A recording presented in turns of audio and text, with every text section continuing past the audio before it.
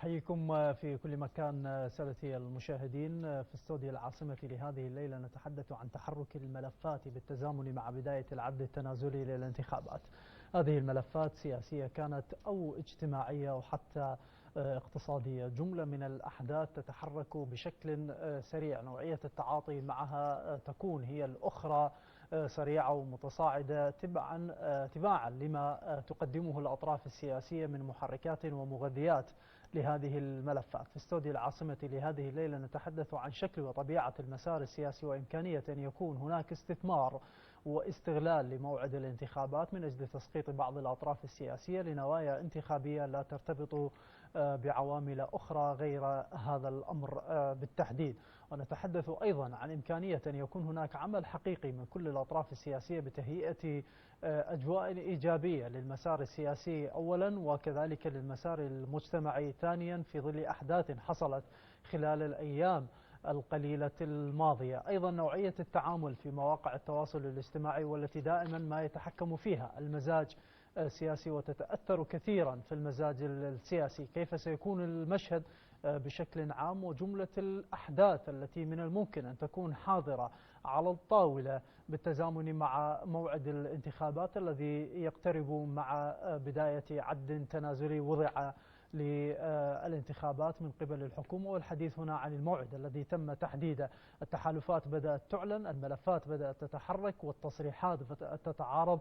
كل هذا الأمر ربما يمهد الطريق لمشهد سياسي معقد ومرتبك في قادم الأيام. أحييكم وأناقش هذه الملفات مع ضيفي هنا في الاستوديو نائب سعاد المالكي، عضو ائتلاف دولة القانون وعضو لجنة التخطيط الاستراتيجي في مجلس النواب. ورحب بجهازكم سيدة سعاد. أهلا وسهلا أستاذ علي من قناتنا قناة سامراء. حياكم الله سيدة سعاد. كثيرة هي النقاط اللي ودي أتحدث بها مع حضرتك، لكن ابتداء أنا أتحدث عن موعد الانتخابات وتحرك الملفات وحتى الملفات ربما المتروكة، لكن ربما حصلت حوادث كثيرة فيها طابع انتخابي، فيها حديث عن أن التصريحات والمواقف كان أساسها انتخابي، كالذي حصل مثلا في قصة الحدود وملفات أخرى كثيرة، هكذا تحدثت الحكومة، لكن ملفات أخرى سياسية ترتبط بجوانب اجتماعية. نعم. أيضا أريد أتحدث مع حضرتك باعتبارك أيضا تمثلين ائتلاف دولة القانون عما حصل من أحداث مع نواب دولة القانون بالتحديد، سواء كان مع النائب بهاء النوري أو أحد النائبات ثناء في حوادث مشابهة وإن اختلفت المضمون مع القوات الأمنية. ابتداء أسأل، هل هناك مشكلة بين نواب ائتلاف دولة القانون والقوات الأمنية، لو الأمر وين سيدة سعد؟ شنو اللي جاي يصير؟ بداية حوادث سريعة ومشابهة. بداية احنا جاي نمر يعني قرب الفترة الانتخاب مجالس محافظات، فكل اللي جاي يحدث للأسف انه المواطن الاعتيادي ما جاي يفهم انه هي كليتها هي مضاربات سياسية بحتة. نعم، مضاربات سياسية بحتة. يعني بداية اللي حصل مع الست ثناء الربيعي وعتبنا كبير على وزارة الداخلية بوقتها، انه اني نائبة اروح للمجلس، اولادي يوصلوني اطلع من المجلس، اولادي يتعرضون للضرب وللشتم وانه السيارة تنشال بكرين وهي اكو بيها فد. يعني على فكرة يعني هو اني ادخل مجلس النواب المفروض انه هو عنده باج، فكيف اذا كان ابنها اكيد هو يحمل ايضا الباج الازرق، فالباج الازرق يتيح له انه هو يكون متواجد، فكيف انت تجي يعني ضابط مرور انه تتجاوز عليها؟ وبعيدا عن هسه انه احنا ست ثناء او انه ابنها هي منصب، احنا جاي نشوف المواطن نفسه فجاي يتعرض. انا يمكن قبل ما اجيكم، لا هو المواطن الان يدعم هذه الحملات في تقويم مسار الدولة على فكرة بوجود وعتبنا كبير على وزارة الاتصالات ووزارة الداخلية. احنا امام كل مواطنينا وكل عراقنا الحبيب امام محاكم السوشيال ميديا. احنا حاليا ما عندنا قضاء ولا داخلية، احنا عندنا كم واحد بالسوشيال ميديا يقعد يحاسب ايا كنت منصب او غير منصب، انه اني انشر فيديو معين وابدي احاسبك عليه. هي هاي اصلا احنا ماشيين الى اين؟ المفروض انه وزارة الداخلية وزارة الاتصالات توضع، يعني اني هسه بالنسبة هذا صناعة رأي عام.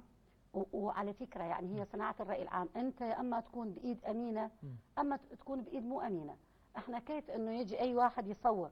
يعني احنا قبل فتره او هسه قبل ما اجيكم اني اجتني شكوى من طالبه طب.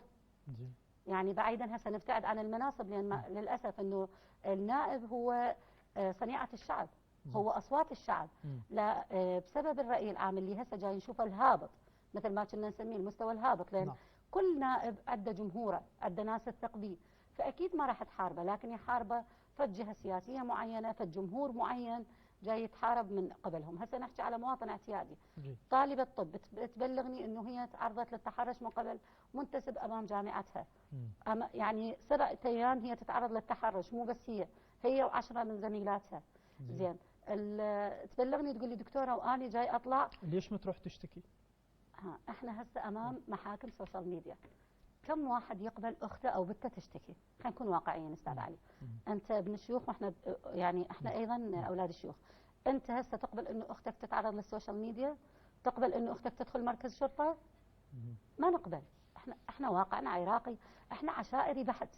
احنا جاي نتعرض الى محاكم مواطن اعتيادي. يعني اني هسه اريد افتهم نهايه التصوير، مثلا اني منتسب تارك عملي قاعد، اني هسه جاي اتعرض مثلا اي موقف صار، احنا نشوف المنتسب يترك السلاح، يترك مهمته الاساسيه يقعد يصور. يريد يضمن حقه. لا، ما حد يحميه. اذا هو ضعيف، اذا هو ما ضعيف. حد يحميه، منتسب هم مرات ما حد يحميه. اذا هو لا ضعيف، الدوله تحميه، لا العشيره تحميه. لا احنا ما نريد منتسبين ضعفاء، اخي احنا ما نريد اللي يدافعون عنا. لعد احنا شلون نحتمي بهم؟ اذا المنتسب ضعيف ليه يكون بمكانه؟ احنا نريد منتسبين اقوياء، احنا بجالهم المفروض انه احنا محميين. اذا هو ما يقدر يحمي نفسه الا بتصوير، لا هذه كارثه، هاي كارثه. وكثره انه اني اجي اكرمهم بعد ما هو يصور ويترك مكانه. لا احنا ليش عندنا كاميرات موجوده بمراكز الشرطه وفوق كل نقطه؟ لا احنا ليش حاطين كاميرات؟ هسه حاليا مبالغ الكاميرات توصل الى مليارات الدولارات. مليار هيك. يعني اني هسه ساعه تمنيت هسه الموازنه امامي واقرا لك الكاميرات اللي بالشوارع وبالمراكز قد توصل لنا. زين اذا اني هيك واذا اني ضعيف واني اثبت نفسي بس بالتليفون، انا ليش اصير منتسب؟ ليش احمي شعب؟ هذه كارثه. لا بالنهايه يضمن حق. هسه مثلا اللي صار مع السيد بهاء النوري، القصه يعني بغض النظر عن التفاصيل الاخرى، نتحدث عن المواقف التي توثق. عندما تم توثيق الحاله بالنهايه هنا هذا الضابط ضمن حقه انه ما راح يحاسب. لو ما هذا التصوير موجود كان ممكن القضيه تصير ضد الضابط. هل صور سيد بهاء النوري موجود بالموقف؟ لا ما موجود سيد بهاء النوري. خلي اتكلم كنائبه، ويمكن الاغلب يعني الاعم الاغلب يعرفون السعاد المالكي صريحه جدا بالتصريحات. أنا بالنسبة لي نائبة من أتخابر من أستاذ علي، هسه ناخذك كمثال. التقينا وإنسان محترم وجيد، وخابرتني إنه أنت جاي تتعرض للظلم. هسه أنا ما جاي أدافع عن الإنسان أنا ما أعرفها، لكن أنا هسه كنائبة تخابرني أنت أنا جاي أتعرض للظلم، أضطر إنه أنا أخابر لو ما أخابر. الرجل جاي على فكرة الخلل كليته إنه سيد بهاء النوري صرح بعد قرار الكتلة. كان المفروض إنه يصرح قبل القرار. يعني الله يعين السيد المالكي على قراره بوقتها وعلى محاكم السوشيال ميديا. ليش تأخر التصريح؟ تأخر لي أنا واحدة من الناس إذا أنا ما مسوية شيء يمكن باكر عقبه ما أصرح، بس لكن الرجل اضطر. احنا ما شفنا سيد بهاء النوري أبدا موجود بالفيديوهات، إضافة إلى أنه كلامه يعني أنا أعتقد كلامه كان مقنع أنه أنا تخابرت من صديق. أنا رحت على يعني بالنسبة لي هاي تصير. لكن هذا الشارع والرأي العام اللي تحدثنا عنه قبل قليل ما كان مقتنع بالرواية اللي تحدث فيها. أنا ما جاي أقول إنه الموقف صحيح أو غلط. أنا ما أخلي نفسي قاضي. أنا ضد إنه السوشيال ميديا يوضعون نفسهم قضاة. أنا عندنا رأي قاضي، عندنا داخلية، عندنا عدل، عندنا هاي محاكم موجودة. أنا بالنسبة لي أنا هسه خارج الموضوع. أنا من سيد هسه علي المهنا يطلع خارج هاي الغرفة ويتكلم، أنا ما أجي أقول أنا سيد علي المهنا سمعته، أنا ما كنت موجودة، ليش أتكلم بداله؟ ليش أحاكمه؟ احنا صرنا هيجي. لكن ائتلاف دولة القانون في وقتها أصدر بيان في بداية الحادث وقال بالنص سنعمل على إجراء تحقيق ونصل إلى ملابسات الحادث، وإذا ما ثبت وجود دور للنائب المعني في هذه القصة سيكون هناك قرار، والقرار سيكون صارم من الكتلة. بعد أيام صدر قرار الفصل. احنا بالنسبة لنا قرارات السيد المالكي هي قرارات سديدة وحكيمة والكل مقتنع بها، لكن احنا جاي نقول انه السوشيال ميديا ظلم النائب سيد بهاء النوري، ويمكن كانت اكو ضغوطات. احنا هسه بالنسبه لنا احنا نواب انضغط علينا بهذا الموضوع. زين احنا ليش ما شفنا هذا الضغط من السوشيال ميديا بموضوع السيده النائبه ست ثناء الربيعي، انه اني نائبه ينضرب ابني ينكسر سنه. احنا ما شفنا السوشيال ميديا دعمت النائب ثناء الربيعي رغم هي بنت العماره وهي موجوده هنا ببغداد. المفروض هي بعيدا عن، هي ضيفتنا هنا. زين وانت جاي تقرا انه اكو باج ازرق، الباج الازرق يسمح له بالوقوف، انت تجي تحاسب وياه.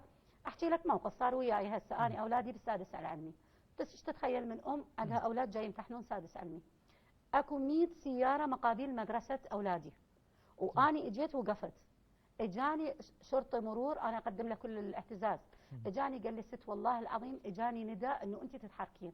قلت له ليش اتحرك من يم المدرسه؟ قال والله ما اعرف. سياره حكوميه لو الشخصيه؟ سيارتي الشخصيه المضلله. على فكره بعيدا عن انه هي سياره مضلله او غير مضلله، من دون باقي السيارات؟ بعيدا. اذا هي شنو؟ اذا هي توجيه مخصص علينا احنا. مخصص على النواب؟ هي موجوده على النواب. احنا ما جاي نتهم شخص معين.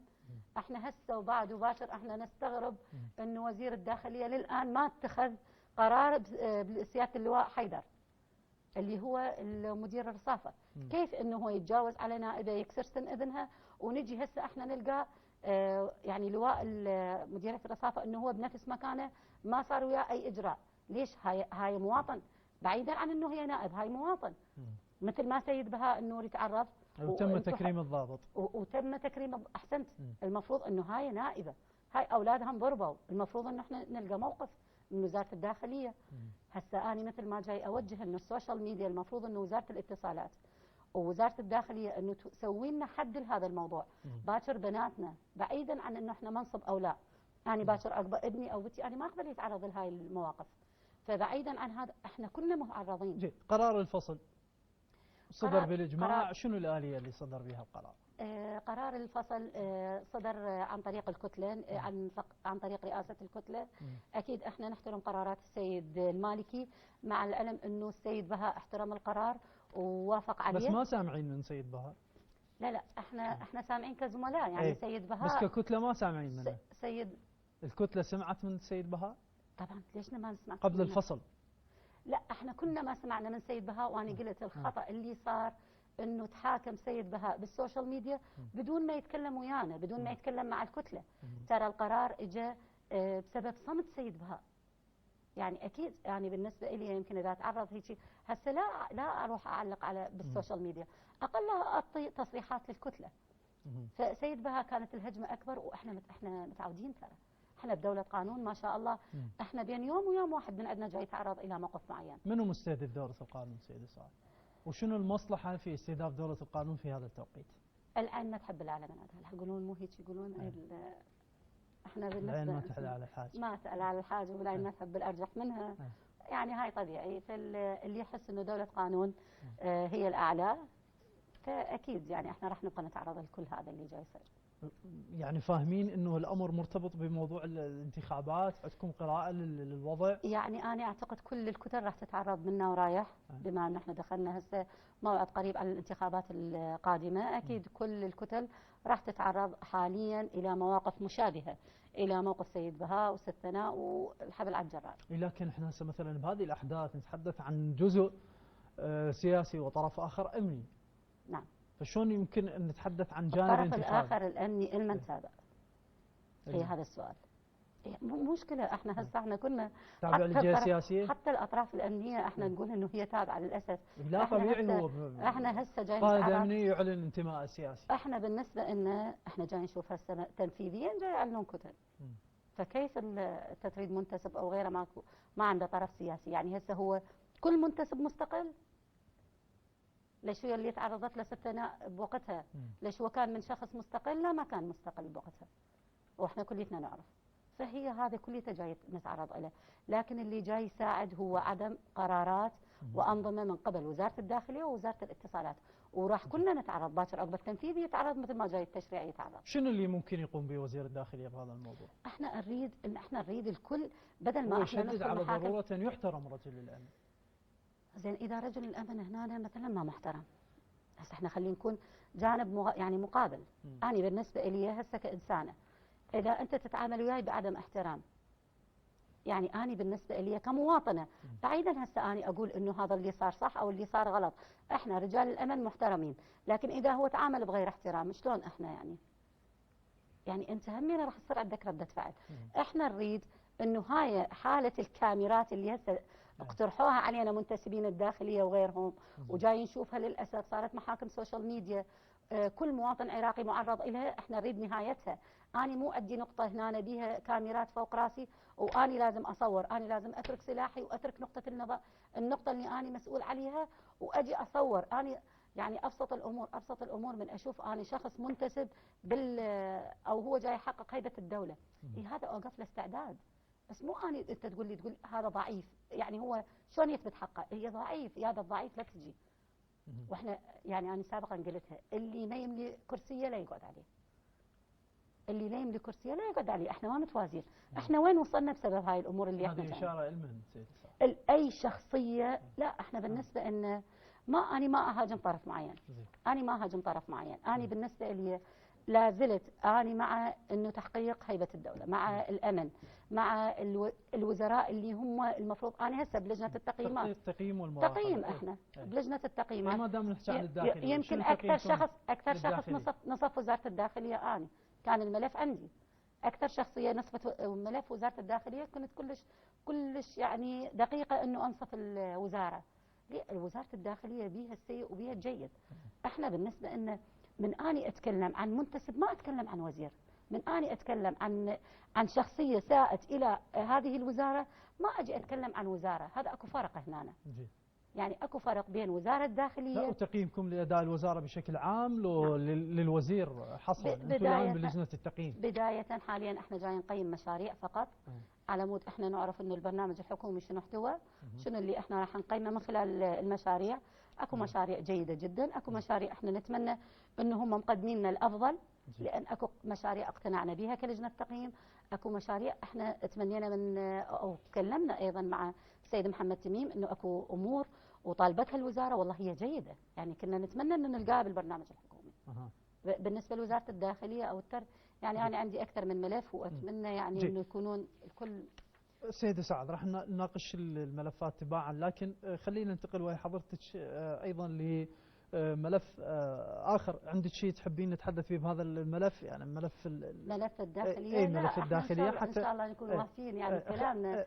وعلى فكرة يعني أنا من أتكلم ودائما يقولوا لي ليش أنت مثلا تكونين متعصبة؟ لا والله أنا مو متعصبة، بس لكن بالمجمل تشوفين أنه النائب بهاء النوري ظلم في هذه الحادثة؟ بالنسبة للكتلة القرار كان هنا سديد من قبل السيد المالكي أنه إحنا لازم ندافع عن الكتلة.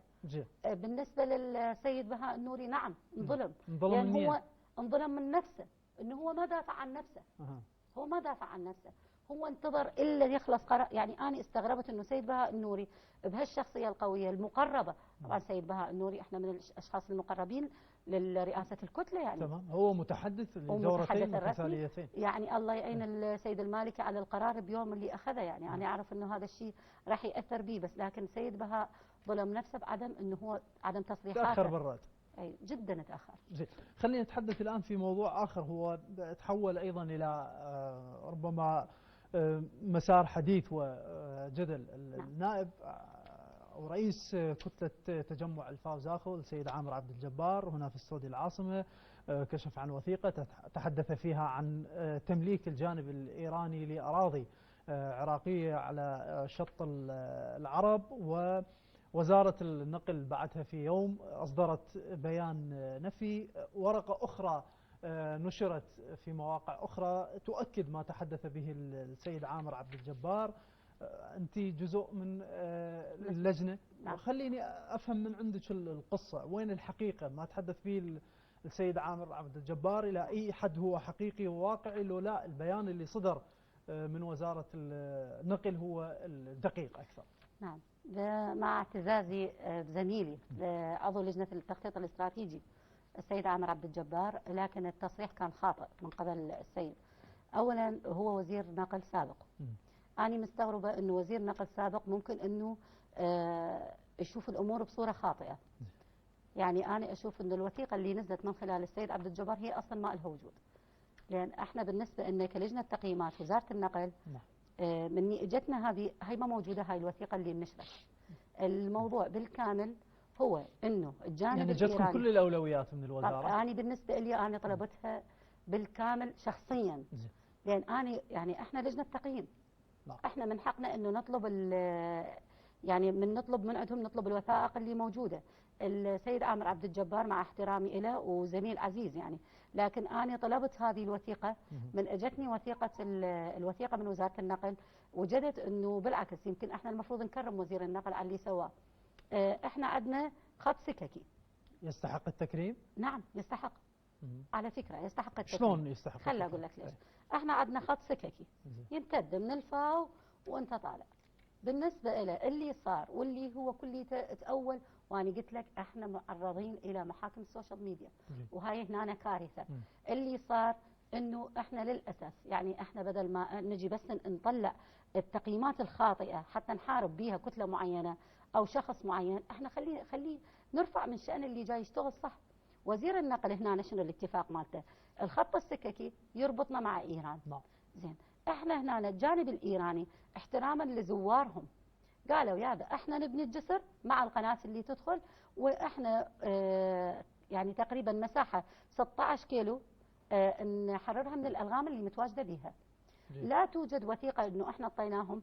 انا من هسه اريد ابني الجنابك، شو اقول لك؟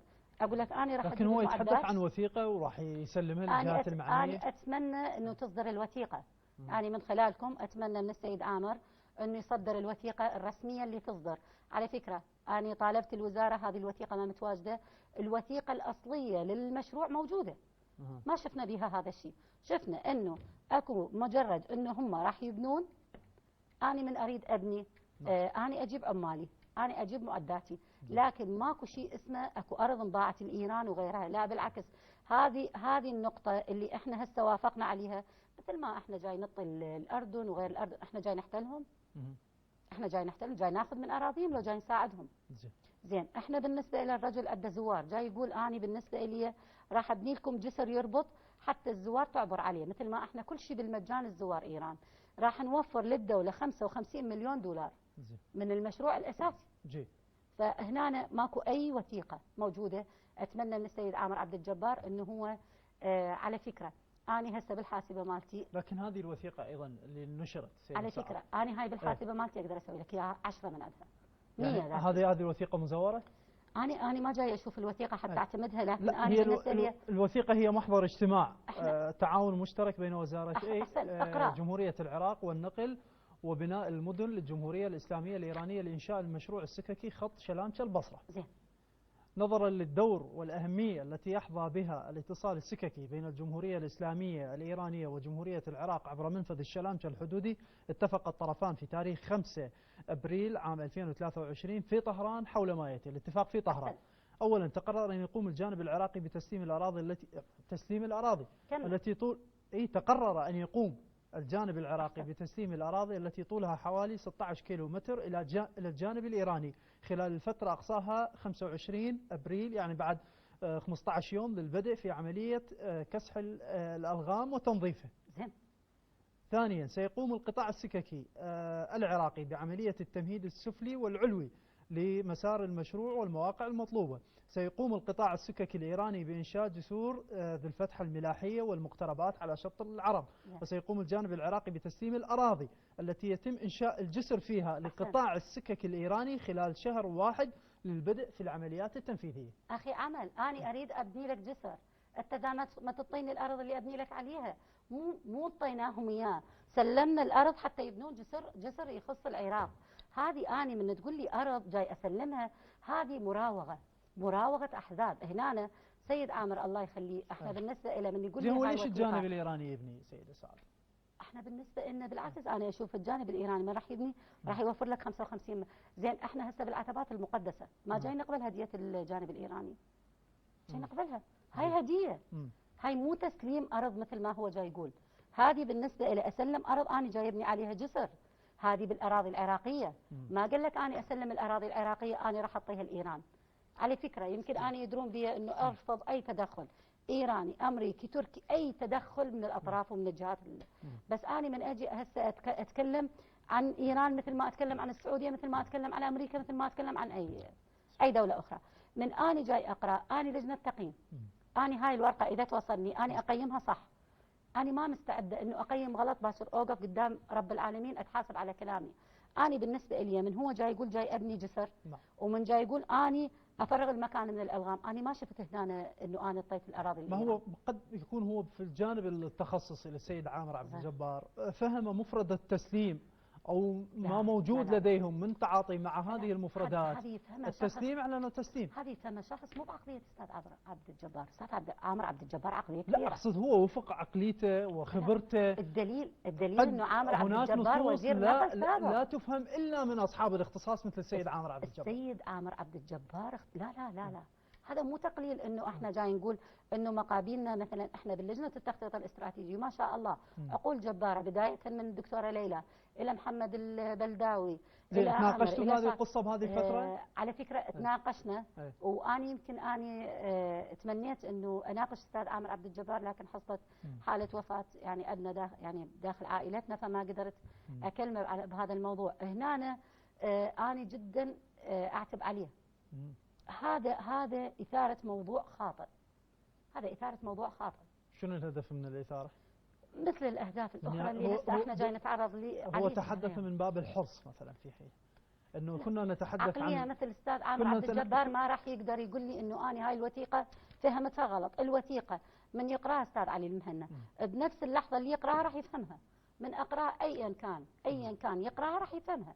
انه اني اسلم اني مشروع المدرسة مالتي من كنت أنا مديرة مدرسة مرضنا احنا نبني مدرسة، اعطيت المشروع للمقاول اللي موجود بناها وطاني سلمت أرض حتى يعطيني مدرسة في نفس الحالة. هذا الموضوع نفس الحالة. جيد. هو يبقى السؤال أيضا سيدة سعد، ولماذا تكتفي وزارة النقل فقط بالرد؟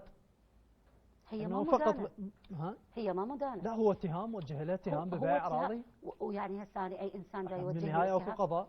دقيقة أنا أي إنسان يوجه لي اتهام يمكن اعتزازه. لا مو هذا الملف مهم وملف حساس. أنا عند ما تتهم جهة عليه انه تدافع عن نفسها. نعم هم كان كلامهم كافي ان هم يعلنون الوثيقة الأصلية. اعتقد هو يعني هو مو قاضي حتى جاي حاكمهم ولا هو محكمة اتحادية، هو صاحب رأي. ما شاء الله احنا صرنا هسه على حسب أصحاب الرأي. إذا كان صاحب الرأي سديد الحمد لله والشكر احنا وقعنا لنا واحد سديد. إذا كان صاحب الرأي غير سديد بعد، وهي هذا اللي احنا جاي نقوله. يجب أن توضع هنا قوانين صارمة على إبداء حتى هنا من كنا قبل نقول لا ليش رأيك الإعلام حر الكذا، إذا مو هذه ممكن يثير مشكلة بلد. ليش تخافون من مواقع التواصل الاجتماعي؟ ليش هذا الخوف؟ نخاف؟ لا ما نخاف، والدليل انه كل النواب يعني مثلا حتى في هذه القصة سيدة سعاد في ايام حادثة السيد بهاء النوري رئيس كتلة حقوق النائب حسين المونس اصدر تغريدة وختم التغريدة بحديثه عن ان هناك محاكم في مواقع التواصل الاجتماعي وان هناك استهداف للنواب الشيعة بين قوسين. لا دقيقة، أنا هنا على فكرة اعتزازي مع الأخ العزيز الأستاذ حسين المونس. أنت جاي تقول لي ليش؟ زين أنا بداية أكون مواطن عراقي مثل ما أستاذ علي مهنا عنده عائلة ومثل ما أنا عندي عائلة وأي واحد بينا عنده عائلة. إحنا نقبل عوائلنا تتعرض؟ أنا هسه قبل شوي سألتني قلت لك الدكتورة اللي تعرضت إنه تصوير من المنتسب، ليش أنا قبلت إنه هي تقدم شكوى وغيرها؟ أنا أقبل باكر عقبة شخص يخصني. يعني إحنا عندنا رب العالمين كرم الأنثى تكون هي مصانة. زين أنا باكر أقبل إنه بنتي أو أختي أو كذا تدخل مركز شرطة؟ طبعا ما أقبل. احنا هنا مجتمع عشائري بحت. فاستاذ حسين المونس كانت تغريدته كلش واقعيه انه اتقوا الله في العباد. يعني انا اشوفها انه اتقوا الله في اعراض العالم. ترى النائب او التنفيذي او المنصب او الوزير احنا كليتنا بدايه احنا مواطنين عراقيين حالنا حال البقيه. الفرق انه اكو جمهور معين اعتز بهذا النائب صعد لهذا المكان. وصدقني اغلب نوابنا يعني هسه مثلا المناصب اللي احنا اتخذناها ليش هو احنا عندنا راحه؟ الله شاهد اني للثنتين بالليل. لا لان تدري ليش؟ كثره المشاكل اللي الناس تشوف النائب والمسؤول عباره عن راحه وسعاده. ما اعتقد اكو واحد يقول سعاد مرتاحه لان احنا للثنتين. انا بيوم الجمعه اتمنى حضرتك تزورني. بيوم الجمعه يوصل عدد الاستقبال للناس 700 نفر. ابدي من الساعه 12 لحد الساعه تقريبا بالعشرة بالليل. ابدي اوصل الى 700 مشكله. انا اقعد هذه اللي احلها، هذا اللي اخابر له، هذا اللي كذا. وين يعني هذه الحمد لله والشكر انه جعلنا بموقع نقدر نحل به مشاكل العالم. بس انت هسه من تقول لي مثلا منو اللي مرتاح؟ لا اكيد انا كنت مرتاحه من كنت مجرد موظفه مديره كذا، كانت هواي اكو راحه، هواي اكو وقت فراغ. احنا اولادنا قاموا ما يشوفونا. هسه هو اكو اثنين، انت بكيفك اللي انت تسلك الطريق اللي تريده. انت تريد تكون نائب حقيقي باشر قدام رب العالمين، يعني تفوز بمكانه معينه، واكو انت تريد تكون نائب حقيقي كامل. انا اتوقع انه عندنا هواي نواب خصوصا هاي الدوره والله ترفع لهم القبعه. تشتغلون؟ والله اغلبهم والتنفيذيين. لذلك عن انه هذه الدوره هي الاسوء سيدة سعاد. لا بالعكس انا اشوفها من على مستوى تشريع القوانين، على مستوى العمل، انه هي مقارنه بالدورات الاخرى اداها غير جيد. زين انا جاي اشوف البلد في تقدم، فكيف هي الاسوء؟ السلطه التشريعيه والتنفيذيه مكتمل تكتمل. أنا بدون سلطة تنفيذية ما أكتمل، وهم بدون سلطة تشريعية ما يكتملون. يعني هي شيء مكمل إلى آخر. إحنا جاي نشوف نجاح حكومة إذا تعني نجاح كل السلطات التشريعية والتنفيذية وأيضا القضائية أكيد والإعلامية إن شاء الله. الله يسلمك. خلينا نتحدث بالتقييم طالما وصلنا لجزئية التقييم، حتى ننتقل لملفات أخرى. التقييم للحكومة، التقييم سواء كان من لجنتكم أو من مجلس النواب بشكل عام، على اعتبار أنه السيد السوداني كان يتحدث عن تقييم وربما تغيير أو تعديل وزاري. هذا الموضوع وين وصل سيدة سعاد؟ لا التقييم صدر ولا التغيير صار؟ لا لجنة التخطيط الاستراتيجي يمكن احنا يوميا عندنا اجتماعات دورية حاليا. يعني إذا باليوم ممكن يصير عندنا اجتماع أو اجتماعين مع وزارة معينة مع هيئة معينة مستمرين بالتقييمات. لكن هل التقييمات ممكن أن نعطيها خلال 15 يوم و20 يوم؟ احنا جاي نتكلم عن وزارات وهيئات ومحافظات. هسه حاليا مثلا نقول كملنا ربع الملفات اللي موجودة عندنا. زين احنا أصلا مو مثل أي لجنة تقييم سابقة.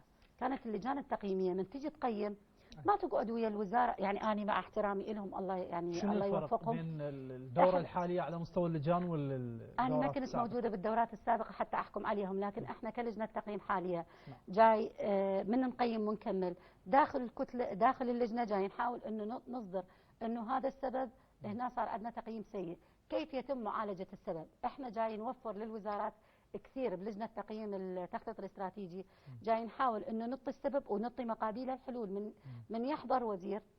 هم بنفسهم جاي يقولون اكو فرق يعني لجنة التقييم اتطورت. لجنة التقييم انا بالنسبة لي يمكن قيمت وزارة الداخلية وزارة التربية والكهرباء. انا كنت ما اقيم على الورق، انا اضطريت انه ابحث يعني اسبوع كامل على المشاريع ده، يعني اروح على الموقع واشوف الموقع واشوف شنو الصحيح وش قد خلص من الموقع وشنو ممكن اللي اقدمه وليش اعطوني الوزاره هاي النسبه وليش اعطوني البرنامج هاي الحكومي هاي النسبه. لكن العمل مستمر ويعني الله يعين لجنه التقييم. شنو اللي صار واضح عندكم في اداء الوزارات على مستوى التقييم؟ من الوزارات اللي حققت تقييم مقبول، من الوزارات اللي حققت تقييم جيد، اي وزاره حققت تقييم ممتاز؟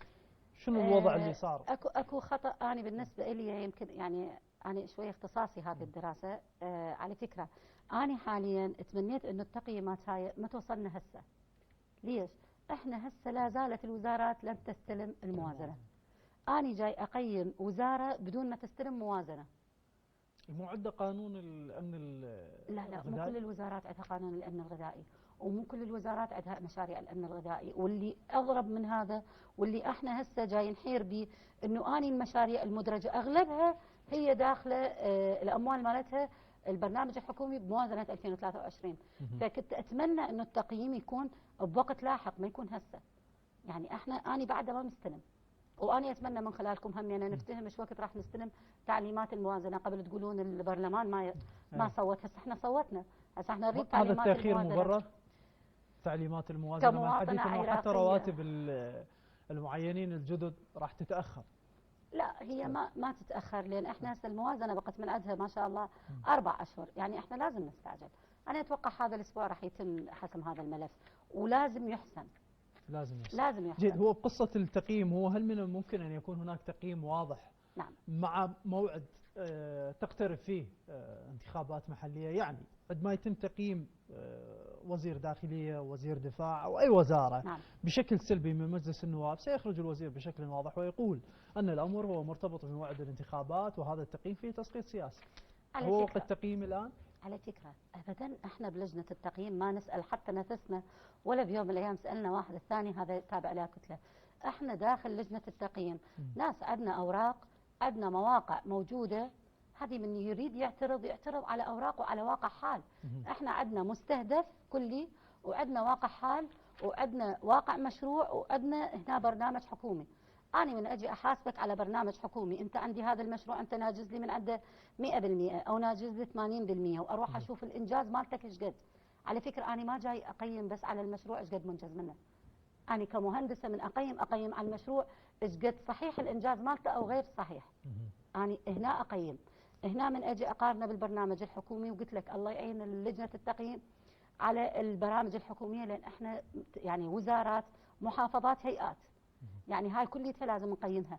لكن إذا تسألني يعني كعضو من أعضاء لجنة التقييم، كان المفروض أنه التقييم بعد فد 3 أشهر.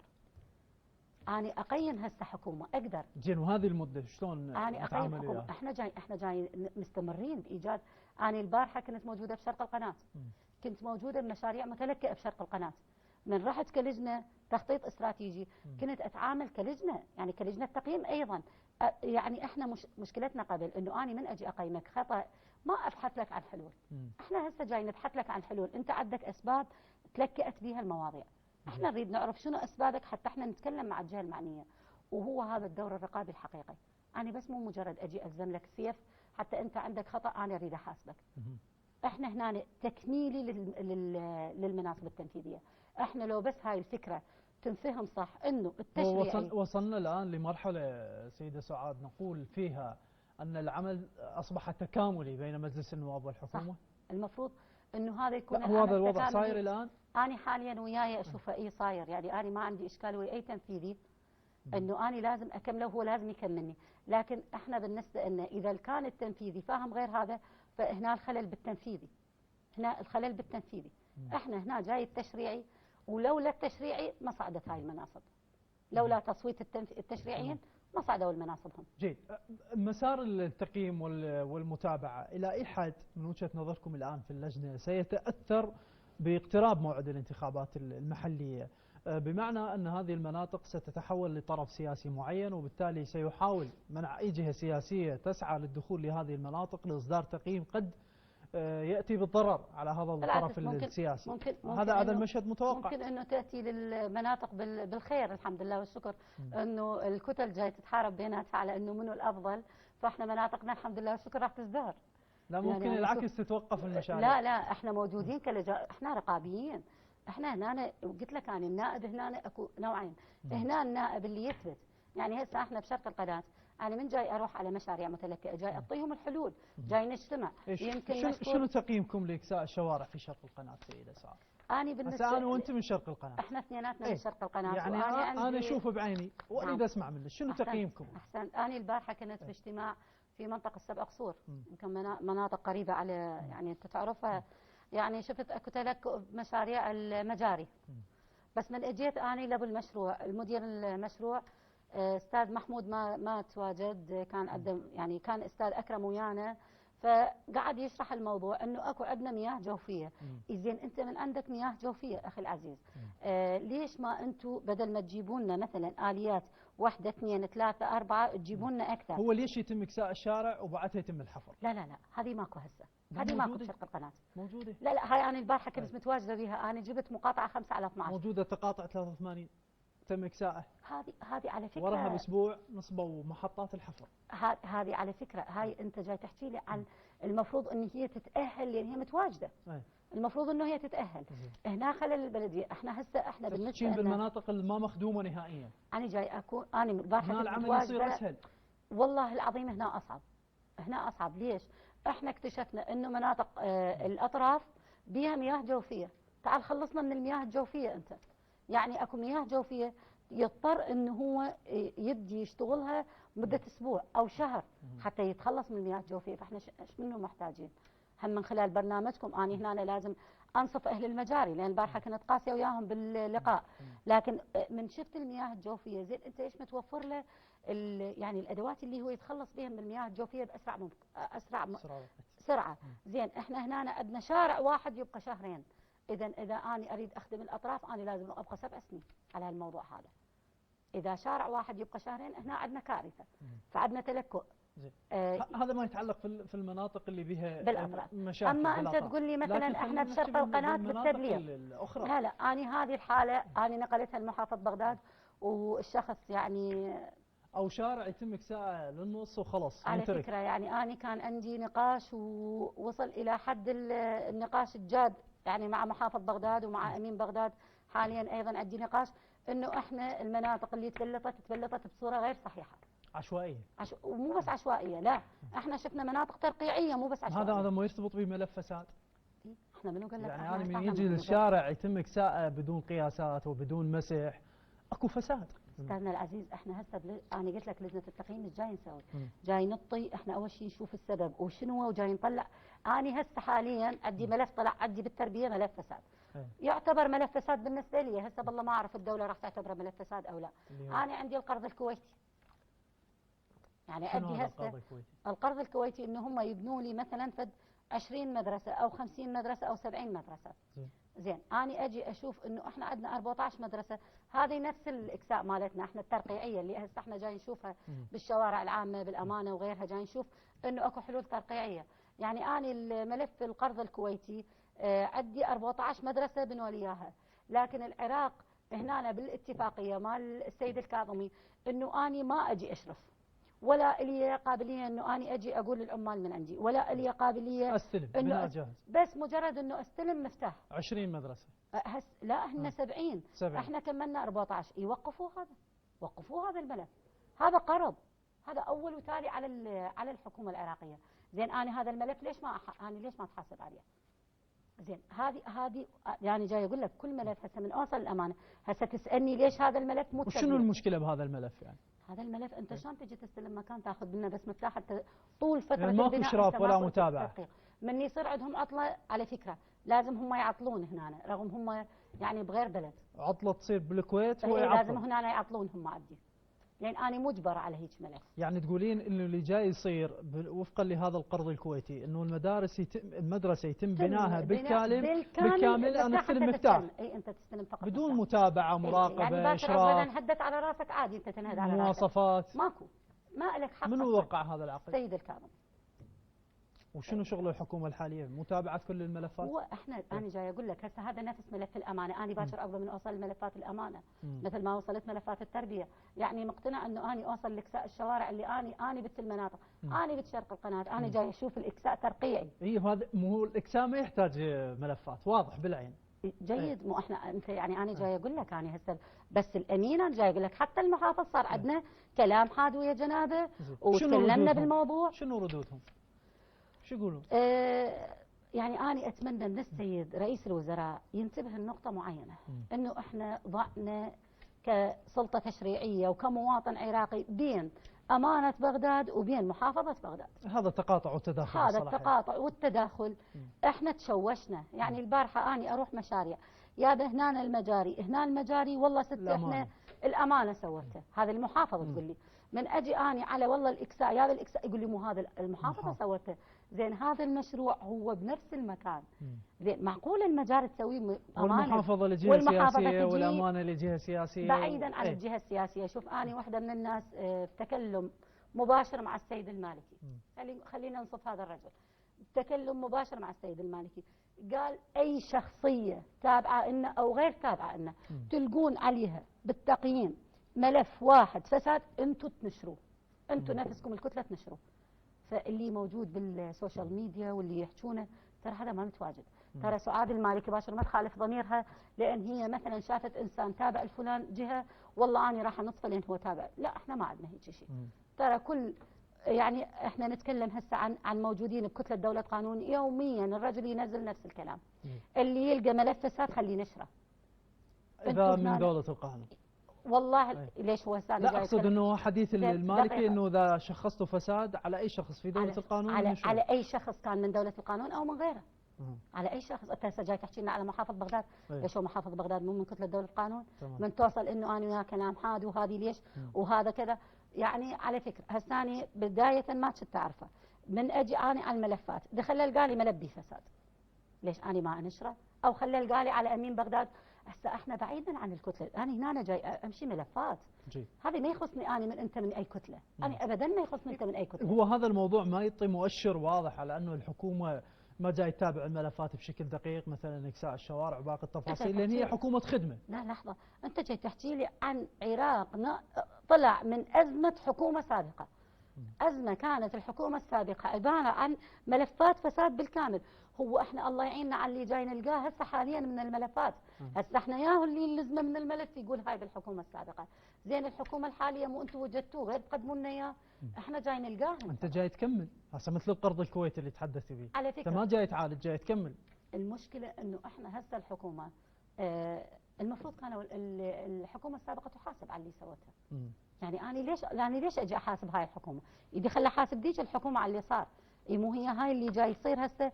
هي هسه هذا مشروع الكويت، مو هو هذا اكمال مشاريع حكومه سابقه. يعني هاي كارثه هنا حقيقيه. مو بس ما احنا مو يعني هسه جاي تقول لي على شرق القناه، احنا هسه كنواب اخذنا شرق القناه 200 مليار. هسه احنا همنا هسه الجهه رقابيه على المحافظ وعلى الامين. هذا المفروض تغير الوضع بالكامل في شرق القناه، وراح تغير. احنا متواجدين بشرق القناه، لا احنا علما موجودين، احنا اكيد راح تغير. لكن احنا هسه حاليا انا جاي اروح منطقه جاي اشوف شنو اللي محتاجته، باكر عقباني من اروح للامين وللمحافظ واقدم المشاريع اللي احنا اخذنا عليها الفلوس، ويقول لي لا طبعا انا متكلمه بصوت شعب كامل، بصوت شرق القناه. يعني شنو انا راح اسكت والله هذا يتبع كتلتي وهذا ما يتبع كتلتي؟ ترى دوله قانون اقوى من هيك بهواي يعني. ما سكتوا؟ لا ما نسكت. بس الازمه يبدو انه قويه عليكم. والله والاطار يبدو انه شاد حيله على ائتلاف دوله القانون بالانتخابات والله المحلية. احنا اهل، احنا يعني والاطار واحد ان التحالفات شاء الله. اللي اعلنت اليوم يعني ما عندكم انتم وكل قوى الاطار المنافسه. لا على فكره لا ليش؟ احنا اللي سمعناه انه حتى التيار موجود. يعني التيار ما مشترك. لا احنا سمعنا انه هو مشترك بقوائم مستقله. ماكو اي حتى اذا اشترك التيار فهي منافسه قويه بين دوله القانون والتيار، ومن ثم لا بس عندكم معلومات انه التيار مشترك؟ احنا اللي نعرف انه هم داخلين يعني اللي فهمناه انه حركات مستقله موجوده مدعومه من التيار. اي مدعومه من التيار ومستحقاقهم هذا. زين، واذا ما صارت قصه انه اشتراك التيار بشكل غير مباشر، شلون راح تكون المنافسه بين كل قوى الاطار وائتلاف دوله القانون؟ احنا نشوف انه احنا بعدين راح يعني احنا المفروض انه الاتفاقيه انه الاطار ودوله يعني مو الاطار فيما بعد هو الاطار احنا من ضمنه يعني اكيد، بس احنا اللي فهمناه قوائم انه القوائم كلها راح تأتلف بعدين. لكن انه احنا ننزل على فكره يعني انا هسه بالنسبه لي من انزل واني كدوله قانون مع يعني بالنسبه لهم هي نفس الانتخابات السابقه. شنو اللي التغيير بالموضوع؟ انا ما شفت تغيير. انه احنا نزلنا كدوله قانون مستقله وبعدين ائتلفنا ويا الاطار، يعني ماكو فد شيء غريب. انا اشكرك جزيل الشكر، عضو لجنه التخطيط الاستراتيجي النائبه سعاد المالكي، شكرا جزيلا لك. ربي يحفظك. اذا اكو بس فقط دقائق، كنت اتمنى اتكلم عن شهداء الحشد الدفاع واتكلم عن حشد الدفاع اللي دقيقه ونص بالنسبه انه عندي ملف حشد الدفاع اللي هم صار لهم من 2017 لليوم ما استلموا رواتب، اللي هم ماسكين القوى الماسكه للارض، هم موجودين على الحدود، موجودين يعني هذول العالم بدون رواتب يجون يستشهدون، والشهيد للان ما عنده حقوق. هنا هذا خلل انه احنا نطلب الوظائف الغير جهات وما نطلب الرواتب. كان المفروض يعالج بالموازنه.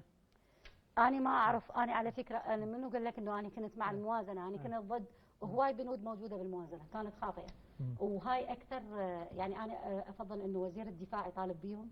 يعني هنا أنا لازم يطالب بيهم، لان اقلها هم كلهم ما يوصلون حتى 16,000 مع التقاطع الوظيفي اكيد راح يوصلون 10. يعني اكيد انا ما اضحي ب10 عندي بيهم شهداء على مود اجيب منتسبين جدد. يعني هنا انا اشوف اكو خلل، لازم يعالج ملف حشد الدفاع. انا اشكركم جزيل الشكر السيده سعاد المالكي، شكرا جزيلا لحضرتك، ودائما احييكم ساده المشاهدين على طيب وكرم المتابعه. نلتقي غدا، الى اللقاء.